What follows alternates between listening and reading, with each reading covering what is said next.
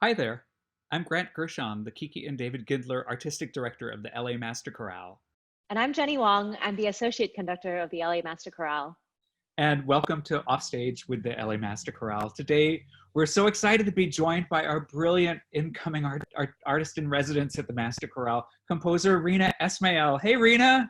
Hi. Hey everyone, how are you doing? We're fine. I think the first thing I'd love to know is just, well, of course, how you're doing and what a typical day is like for you during this time of isolation.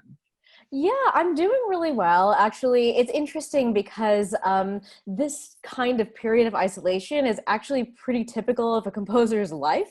So I don't find my schedule changes that much. And in a way, I have these long writing days that I just dream of having. I've had so many of them in a row. So, I mean, I feel like I've actually been able to get a lot of things done and a lot of projects started, and to the first time in my life be ahead on deadlines. So it's been, even though I'm so sad that the world is falling apart, at the same time, it does give me a chance to kind of go inward and do the work that I want to do. So yeah. It's so great to hear that you're just like embracing this whole situation and how well equipped you have allowed yourself to be to embrace it.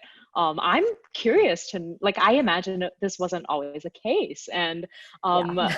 I'd love to know how did you first get into classical music, choral music, and composition?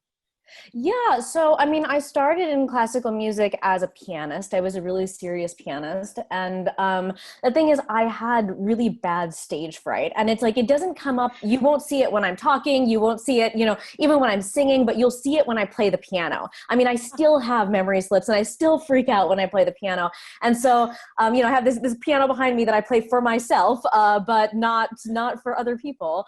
And so I realized this, and I realized, okay, I feel like I'm deeply involved in music. I feel like I really understand music, but I just feel like when I get up on the stage, it just all vanishes from my head. And, I was going to LA County High School for the Arts at the time, and my teachers there were like, there's a way you can make music without having to get up on a stage. You could actually write the music. And it's like, that sounds interesting. Like, let me do that. And so one thing led to another. And, I ended up going from being a junior in high school who had barely ever studied composition or written music to going straight to an undergrad in composition at Juilliard. So it was a very, very quick transition. But I mean, the transition into choral music was actually a much more circuitous route, because I had tried in my entire life, kept on trying to join choirs. Like, I think I knew that I wanted to sing in a choir. And so every time I tried to join a choir, something would happen. Like, tried to join my church choir, I was too young. Tried to join a choir in middle school, then I left the school when I got into the choir. Tried to join a choir, and it just kept on trying and kept on failing. And finally, and this is the really funny story, finally, when I was a senior at Juilliard, I had a friend who is now a very famous choral composer, Ola Yelo. So he and I were very good friends when we were younger. And so he wanted to audition for this choir in New York. So he just took me along, and he's like, hey, let's audition. So of course, we auditioned, we both got in. It was my first time in a choir.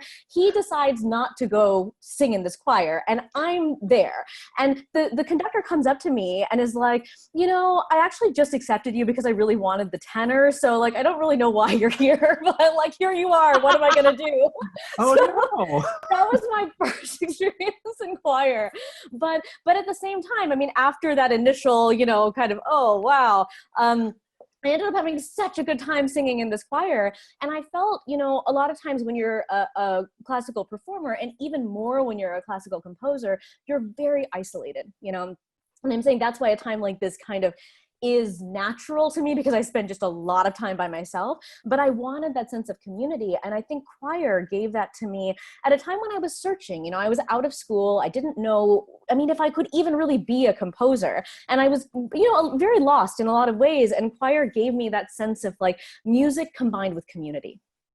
I think of myself, in the very broadest sense, a composer is an engineer of space. We create spaces where things can happen. And so, yes, we put dots and lines on the page and stuff like that, but we also think broadly about who is in the room and how do they interact with one another. And so I'm always really interested in spaces where maybe I have an insight into two different communities, but they don't necessarily have a way of connecting with one another. And I mean, the first time that manifested itself was in kind of the way I work between Indian and Western classical music. That's been a big part of what I do. And I know, we did this Love Between Us a few years ago with the Master Chorale. And, it was a piece that had a choir and orchestra, and then also had, sitar and tabla, Indian instruments in it. And so I get really fascinated by thinking about, when we talk about, okay, music is the universal language, we say all these things, right? But we actually do speak really different languages, and maybe we need that translator in there. We need someone in there who actually can say, I'm going to write this for you, I'm going to write this for you, and this is how you're going to communicate in this piece. So I love finding ways where people who wouldn't normally be in a room together or on the stage together can show their best selves to one another, and can really be in their own practice, but also take a step outside of their practice to really engage deeply with one another. Reena, you were talking a little bit ago about composers creating dialogue and what a priority that is for you. And I wondered if you could talk a little bit about working with Street Symphony and Urban Voices, which are just such extraordinary organizations. Yeah. I mean, I started working with Street Symphony in 2016, and I wrote a piece for them called Take What You Need, which was, the professional choir of Street Symphony is all made up of LA Master Chorale singers. And that's actually how I got to know so many of these wonderful singers that I'm now working with in a different capacity. And then the other choir, Urban Voices Project, is a choir of people who are currently or recently homeless on Skid Row. And so, again, you're working with people and you're thinking of it as a composer, people who have very different circumstances. On one hand, you're dealing with some of the top choral musicians in our city and really in the world who are looking for things that are challenging, who are looking for, ways to show what they can do. And then you're also working with people who may have never been in a choir before, and who honestly have issues even attending rehearsal because they're fighting for their lives. And so, I mean, are we going to say then the people who are fighting for their lives don't deserve to be on a stage making music? I mean, absolutely not. We just have to be smarter with how we create music to accommodate those circumstances, and it allows us to actually be more creative. So I really felt that way. So I wrote this piece that was for those two communities to come together. And again, it's these beautiful stories have come out of it, because the very thing that, I made it so that there are people who couldn't, be at rehearsal, but managed to be able to sing in the performance, who were from the community side. I mean, there was one guy who ended up singing in this performance, and his mother, who he hadn't seen for 20 years, showed up to this performance to see him. God. She was from Germany. And I mean, it was the first time she saw him was singing my piece, and they sing it over the phone to each other now. And they, it's like, wow. I mean, I wrote a piece that did that. I mean, if that's all I ever did in my life, I think that's, I don't need to do anything else.